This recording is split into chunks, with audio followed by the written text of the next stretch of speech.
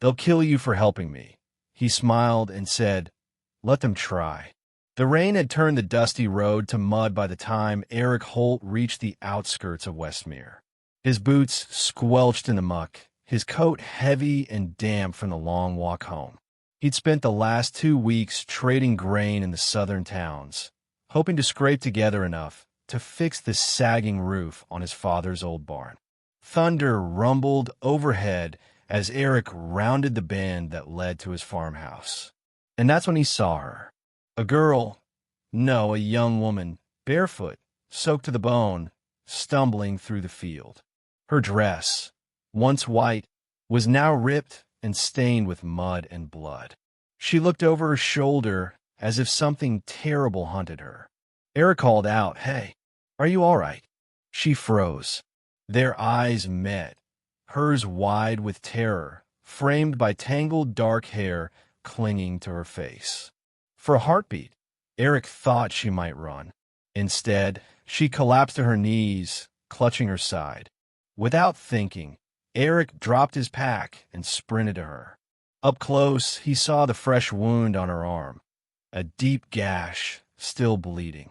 "Easy," he murmured, kneeling beside her. "You're hurt." She gasped, voice trembling. "They're coming. You have to go. If they see you with me." "Who's coming?" Eric asked. She swallowed hard, her eyes glistening.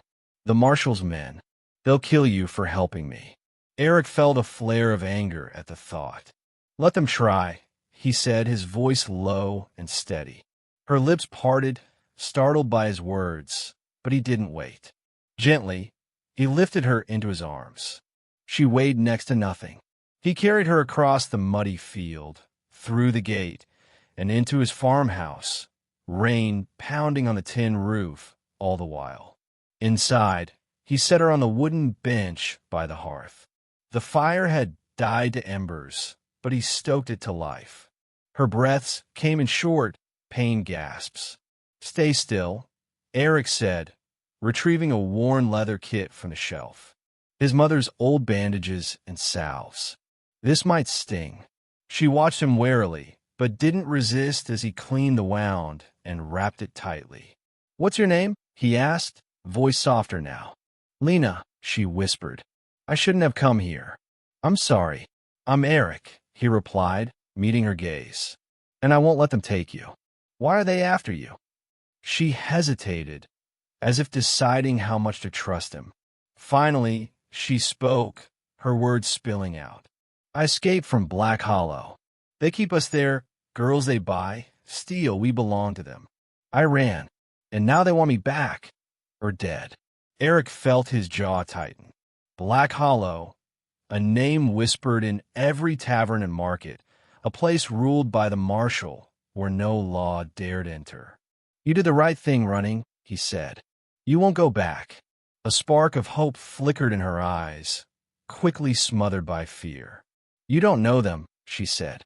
"They'll burn your farm to the ground. Kill anyone who helps." Eric stood, shoulders square. "Then I'll find I'm not so easy to scare." Hours later, the rain eased into drizzle. Lena dozed on the bench, her breaths ragged but steadier. Eric moved to the window, peering out into the dark fields. At first, all seemed quiet. Then he saw them, 5 riders, lanterns swaying in the wet night. The marshal's men, their cloaks black as the sky, horses restless on the muddy road. Eric felt a cold weight settle in his chest. But when he turned back to Lena, sleeping fitfully by the fire, the fear hardened into resolve. He grabbed his father's old rifle from above the hearth. Its wooden stock was worn smooth by years of use. Outside, the riders stopped at the gate. Eric stepped onto the porch, rain dripping from the brim of his hat. One rider nudged his horse forward. "Evening, friend," the man drawled. His face was hidden under the hood, but his voice carried cruelty. "We're looking for runaway property." "Seen a girl?" "Young, dark hair, hurt." Eric met the man's gaze. "A girl came by," he said, voice even. "She kept going south." "Is that so?" The man chuckled, glancing back at the others. Mind if we take a look inside? Eric leveled the rifle at him. I mind. Silence fell, broken only by the hiss of rain on the roof. The rider straightened. Easy now, friend. This ain't your fight. She's a person, Eric said, not property. A slow, hateful grin spread across the man's face. Then you could die with her. He drew his pistol, but Eric was faster. The shot cracked through the night, the recoil punching Eric's shoulder. The rider tumbled from his horse, dead before he hit the mud. For a heartbeat, the other four hesitated. Then chaos erupted, shouts, flashes of gunfire, horses rearing. Eric ducked behind a post as bullets splintered wood around him. He fired again, missing, the hammer of his heart loud in his ears. Inside, Lena woke with a start, eyes wide. She saw Eric fighting for her, saw the rage and determination etched on his face. He turned, shouting, "Stay down." She crawled behind the hearth, trembling. Outside, one rider tried to circle around. Eric pivoted, firing from the hip. The shot grazed the man's leg, sending him sprawling into the mud.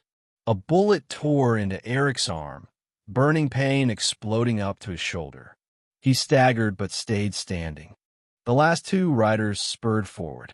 One swung a lantern, flinging it toward the house. Glass shattered. Flames blossomed across the porch, licking up the wooden beams. Smoke stung Eric's eyes. He fired again, and the rider nearest fell, his horse screaming and bolting into the night. The last man wheeled his horse, fear plain now. To hell with it, he snarled, spurring away into the darkness. Eric dropped the rifle, chest heaving, the fire reflecting in his wild eyes. His arm burned, wet with blood. "Eric!" Lena cried, running to him. She pressed her hands to his wound, tears streaming down her face. "You're hurt." "I'm all right," he rasped, though his vision swam. "We have to get out," Lena sobbed, smoke thickening around them. Eric looked at the spreading fire. "Go to the barn," he said. "Hurry." She hesitated, then nodded, helping him stumble across the yard. In the barn, Eric sank against a beam, breathing hard. The wound throbbed with every heartbeat. Lena ripped strips from her ruined dress, tying them around his arm. "Why?" she whispered through her tears. "Why did you risk your life?" He met her gaze, his voice ragged but certain. "Because you're worth it, and because someone had to stand up to them." She shook her head, crying harder. "They'll come back with more men. Then we keep running," Eric said. "Together." She blinked, as if trying to believe him. "Together?" "Yes," he said, reaching for her hand. "I won't leave you." Dawn broke gray over the smoking ruins of the farmhouse. The air smelled of wet ashes and burned wood. Eric, pale but alive, saddled his old mare. Lena helped, her hand shaking. "Where will we go?" she asked. "West," Eric said. "Past the hills. There's a town that won't care where you came from." She hesitated. "What if they follow?" Eric managed a weary smile. "Let them try." For the first time, she smiled too, small, fragile, but real. Together, they rode away from the ruins, past the broken fence, past the scorched earth, into the open road where hope waited like dawn itself. They never returned to Westmere. Some say the marshal's men searched for weeks, but never found the girl or the stubborn farmer who defied them. Years later, travelers spoke of a quiet man and a woman with haunted eyes who ran a small inn near the Western Pass. Those who stayed there swore the woman smiled more each season, and the man still kept his father's old rifle over the hearth, just in case. Because sometimes a single act of defiance, a man choosing to help a hunted soul, can change two lives forever. And when they asked why he did it, the man would only say, "She said they'd kill me for helping her, and I told her, let them try."